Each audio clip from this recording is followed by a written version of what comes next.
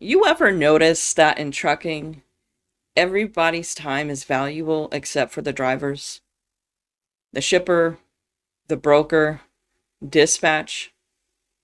But the moment the driver is one losing hours, sitting at a dock or waiting on a load that isn't ready, burning a clock at a facility, suddenly it's just part of the business. Nobody's rushing, nobody's apologizing. The urgency that was there 10 minutes ago has magically just completely evaporated. That to me is what I like to call trucker calculus. A driver can lose 2, 3, sometimes half of a day sitting at a dock for no good reason, and the official explanation's basically, yeah, well, that happens. Funny how that happens always seems to happen to the same person. What's going on, everybody? Welcome back to Behind the Wheel. I appreciate you guys being here with me today. If you got the first episode, you already know what I'm trying to build here. It's a show about trucking news, real-life driver issues, and the everyday reality of this industry from the road up. And for episode 2, I wanted to get right into something that every driver understands. Every company has an opinion on, and almost nobody seems genuinely interested in fixing. And that's going to be wasted driver time. Not just detention in the technical sense, and not just one bad appointment or one frustrating facility. I'm talking about the bigger pattern, the way trucking routinely burns through drivers' hours and then treat it like a rounding error. The system is built to squeeze every ounce of productivity out of a driver, while simultaneously treating lost driver time like it costs nothing. And if you've been in trucking for any length of time, you already know this isn't a one-location problem. It's a cultural one. It's baked into the rhythm of the industry, and that's exactly why this deserves a real conversation. Because lost time in trucking isn't just annoying. It's expensive. It's exhausting. And it touches everything downstream. Safety, income, home time, parking, stress, and overtime. It becomes one of the quiet but very real reasons good drivers decide that they've had enough of this business. So that's what we're going to go over today. We're going to break down why driver time keeps getting wasted, why the industry keeps treating it as normal, and why this problem is a lot bigger than people make it out to be. All right, so let's get into road headlines. Today's topic isn't one article or one specific event. It's a larger truth about how this industry actually operates. And that truth is this. Trucking talks constantly about efficiency while running on a staggering amount of inefficiency that gets dumped almost entirely onto the driver. Think about the language of this industry for a second. Everything is urgent. Everything is a priority. Speed, productivity, tight windows, fast turnarounds. Trucking loves to position itself as a precision machine. And it is, right up until the driver is the one sitting there waiting. Then the precision machine suddenly has no answers. There's no timeline, there's no accountability, and no particular sense of hurry. It becomes they're running behind, or it's first come, first serve, or everyone's favorites, we'll get to you when we can. That contradiction is one of the most maddening things about trucking. The industry loves speed, when speed benefits everybody else. But when the driver's the one losing time, the whole system tends to get remarkably relaxed about it. Urgency is selective, and the driver is always on the wrong side of that situation. What makes it worse is that these delays don't stay contained. A 2-hour hold at a shipper doesn't just cost 2 hours. It can mean hitting traffic you would have otherwise missed, losing your next load, running out of legal hours before you find parking, or burning an entire evening in whatever miserable leftover spot is still available because the decent options filled up while you were sitting on a dock going nowhere. One delay multiplies. It puts pressure on every decision that comes after it, raises the stress level, and can turn what should have been a manageable week into one you're still recovering from on Saturday. What makes all of this even more frustrating is how consistently it gets treated as an unavoidable fact of life. Like the dock doors opened and a weather event rolled in. And sure, sometimes delays genuinely are unavoidable, whether it's equipment breaking, operations get backed up, real problems happening. But a significant amount of the delay in trucking comes from something far less dramatic.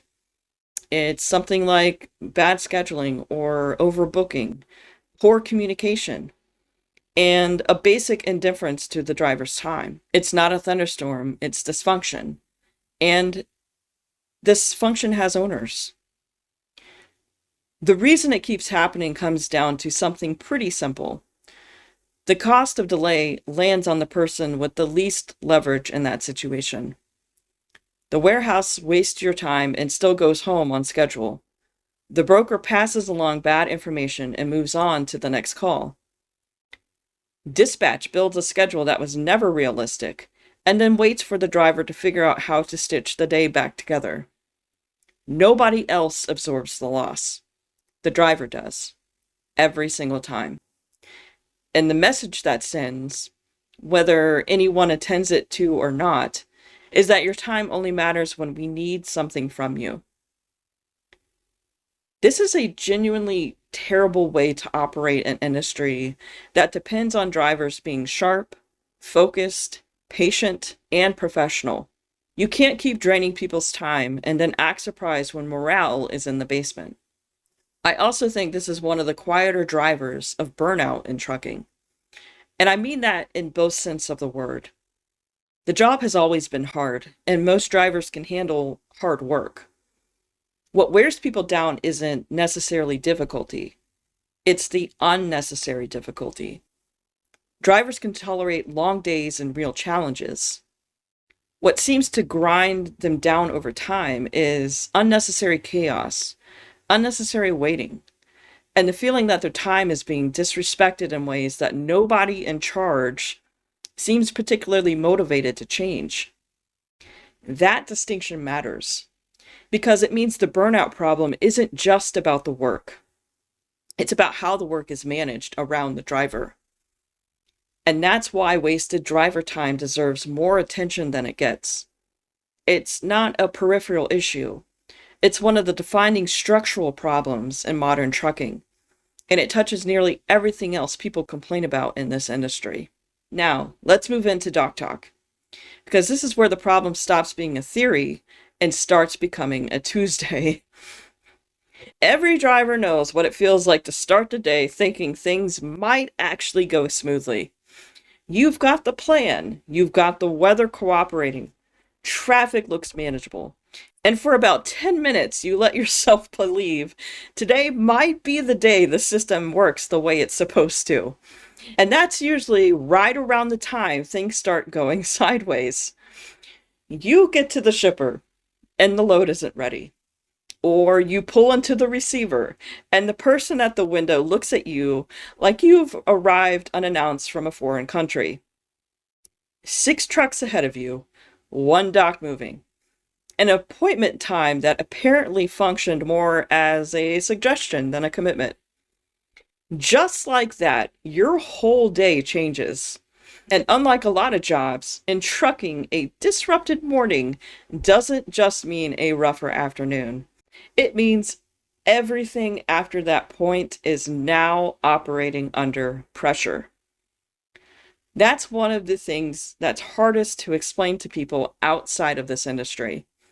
A truck driver's day is connected in ways most people never have to think about. One delay doesn't stay one delay.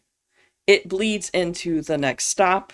It bleeds into the next parking decision, the next load, and the next conversation with dispatch. Drivers live by the clock, and that lost time isn't abstract. It's immediate, measurable, and felt in your body before you even have time to do the math on it. You feel it in the way that your route options start narrowing. You feel it when you realize the parking spot you were counting on is now probably going to be gone. And you are going to spend the last hour of your day circling in the dark looking for something slightly legal. You feel it when a 3-hour dock delay turns what should have been a normal workday into a race against your hours, the weather, traffic, and your own patience. And at least two of those things you are already losing. That mental load is where the real exhaustion comes from. And it's part of the job that gets overlooked most consistently. People talk about trucking like it's a physical challenge and leave it at that. But managing disruption all day, constantly adjusting, recalculating, rerouting, searching, and making judgment calls while running on a compressed schedule you didn't create, that's its own kind of demand. That's a skill that doesn't show up on a job description, but absolutely shows up in whether a driver finishes the day in one piece, mentally speaking. And what makes it genuinely grating is that all of this is happening while the driver is also expected to stay calm, stay professional, and not express any irritation towards the very facility that just burned half of his clock like it was free. That takes real composure. The kind most people wouldn't maintain under the same conditions. And it gets very little credit. Part of what makes this so hard to shake is how completely normalized it's become. Drivers lose time so routinely that everybody in the chain has stopped questioning it. It just is what it is. But that normalization is its own kind of damage. Because once an industry stops questioning whether something is acceptable, it stops looking for ways to fix it. The problem gets inherited generation after generation, passed on like it's a law of nature, rather than a management failure. Driver Appreciation Week is probably a perfect example of this dynamic. Somebody hands out cupcakes and puts up a banner, and the industry pats itself on the back for a week. Never mind the fact that the only people enjoying those luncheons and breakfasts are the office staff, because the driver's still out on the road dealing with all these problems. That's not appreciation. That's decoration. Real appreciation is operational. It shows up in scheduling, it shows up in how a facility is ran, and whether detention gets paid promptly and in full. And also, whether the people building the schedule gave any genuine thought to the human being at the other end of it. And then there's parking. Because wasted dock time and the parking crisis are not separate problems. They tend to feed each other in a very direct way. A driver who gets held up for hours is now searching for parking later in the day, under more pressure, with fewer options, while more tired and more frustrated than he was when the day started. That dock delay doesn't end when the dock door finally opens. It follows the driver through the rest of the day and shapes every decision from that point forward. That's why you can't really talk about detention without eventually talking about parking and vice versa. Essentially, they're the same problem wearing different clothes. And then there's the money. For mileage-based drivers and owner-operators especially, wasted time isn't just a frustration. It's direct financial damage. It's miles not driven, loads are not being covered, and income is not being earned. And even when the detention pay exists on paper, let's be honest about what that actually covers. It rarely accounts for the full cost once you factor in missed momentum, schedule disruption, the domino effect on the rest of the week, and the stress that comes with all of it. The official answer is almost always smaller than the actual problem, and drivers know that. which is a big part of why the issue never fully goes away, because the compensation structure never fully acknowledges the real cost. The industry tends to treat driver time like an abundant, cheap resource. It isn't. Driver time, and more specifically, driver attention, judgment, energy, and patience, is one of the most valuable things in the entire supply chain. Without it, nothing moves. So when that resource gets wasted casually and repeatedly, and nobody really listens to what you have to say, it really does tell you something important about whose interests actually drive the decisions. Some parts of the business are just dumb. That's allowed to be said out loud. And the casual, chronic disregard for driver time is one of them. So let's bring all of this home with the final mile. What this issue really exposes isn't just a scheduling problem or a detention policy problem. It exposes something about what the industry actually values versus what it says it values. And those two things are not always the same. Trucking has a habit of treating the driver as simultaneously the most essential part of the system and the most convenient part to inconvenience. That combination is more damaging than most people in positions of authority seem willing to admit. You cannot build an industry on the labor and judgment of human beings and then treat their time in life like it has no meaning. Not without consequence. Eventually, people get tired. Good drivers leave. The ones who stay get harder to motivate, harder to retain, and a lot harder to impress. Morale erodes quietly, and then all at once, and then everybody acts like it came out of nowhere. But none of it is surprising, and none of it is mysterious. People respond to how they're treated. Drivers respond to whether their time, their effort, and their professionalism are genuinely respected or just talked about in the right context. A driver figures out pretty quickly whether a company, a customer, or broker sees them as a skilled professional or as a moving part that can be stalled out with no real consequences. That read is accurate almost every time, and it shapes everything about how a driver engages with that relationship going forward. So the bigger point is this: respect in trucking is not a slogan, and it's not a week in September. Respect is operational. It lives in scheduling decisions and detention policies that actually pay what they owe. In the way a facility is designed and managed, and whether the people setting the expectations ever stop to think seriously about what they're asking of the person at the end of that load. That's where respect shows up in real life, not in speeches, but in systems. If this industry genuinely wants better morale, better retention, and a healthier culture, and it claims to, loudly and often, then it has to stop treating wasted driver time like a minor operational footnote, because it isn't minor. It wears people down in ways that compound slowly and then become very expensive. It creates safety conditions nobody wants to talk about until something goes wrong.